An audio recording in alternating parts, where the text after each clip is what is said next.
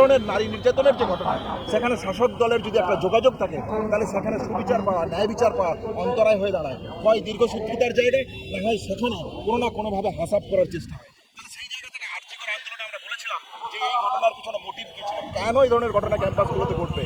তাহলে সেই জায়গা থেকে আজকে বলা যে কেন একটা সাউথ কলকাতা ল কলেজে এই ধরনের ঘটনা ঘটলো, সেই জায়গাটা জানার জন্য আমরা আজকে কসবা থানায় ওয়েস্ট বেঙ্গল জুনিয়র ডক্টর ফ্রন্টের পক্ষ থেকে ডেপুটেশন দেবো। তা আমরা দেখা করব, তাদের কি সুনির্দিষ্ট বক্তব্য আছে সেই বক্তব্য আপনাদের কাছে তুলে ধরবো।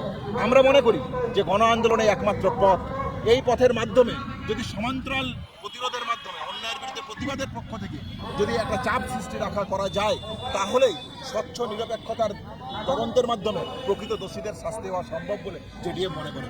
সেই গণতান্ত্রিক পরিসরের এক্সারসাইজ করতেই আজকে কসবা থানাতে আসে।